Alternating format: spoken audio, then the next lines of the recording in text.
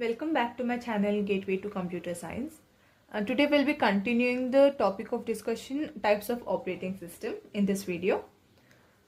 If you're new to my channel, I would request you to please subscribe to my channel and do like and share this video. So let's continue with today's topic of discussion. Real-time operating system, also known as RTOS. What happens in real-time operating system, as the name suggests, there should be response given in real time. There cannot be any delay in the process, and CPU should give response in real time.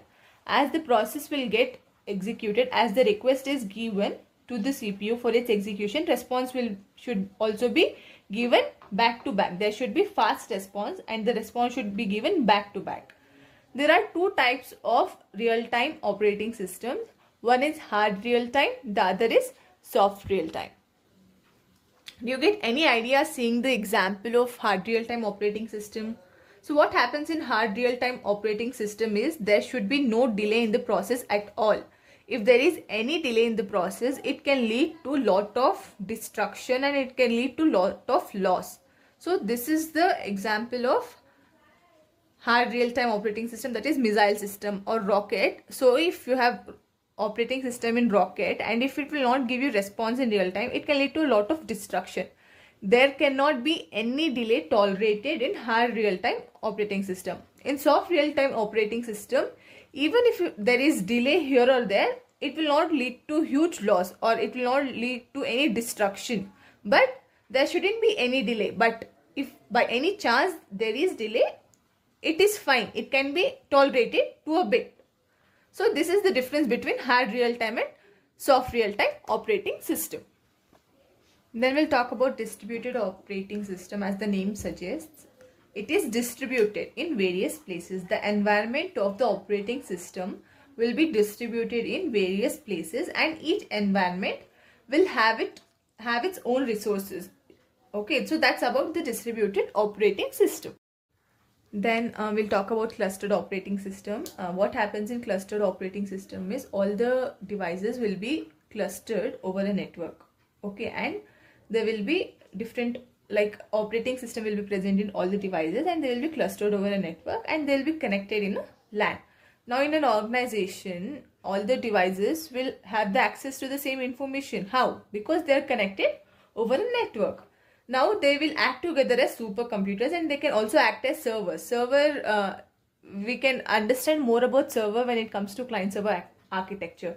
See, server is a place like where a device where all the information is present in that server. If the client wants to access to any of the information, it will request the server and server will give the information to the client. So it will also act as server. And in clustered operating system, if there is much processing to be taken place, you can scale up. Scale up means you can increase the capacity for processing. If by any chance there is need for more amount of processing, then that can be done in clustered operating system. Then comes load balancing and fault tolerance. What does load balancing actually mean? When there is a lot of load on one device, the load can be distributed amongst the other devices in the network. This is how load will be balanced in clustered operating system. And then fault tolerance. What happens is sometimes there will be failure occurring. Your system will get shut down at one point of time. Suddenly, you will have no idea. But if you are on a network and if one system gets shut down, you will not stop the process. You will go and use some other device. For example, now if I'll be seeing a video on YouTube, okay. Now if my phone will get switched off, I'll go and I'll use some other device. It is in such similar fashion only.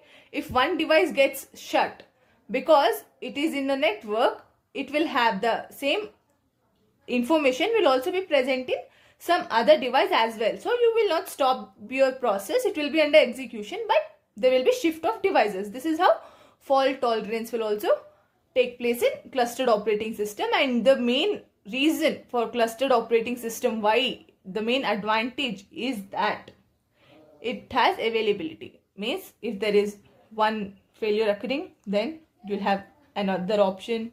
If there is more load on one system, again you'll have another option. So availability is the main advantage of clustered operating system. Next, we'll talk about embedded operating system. Embedded operating systems are the combination of hardware and software. They'll have hardware and they'll also have software, and they are made for a specific purpose.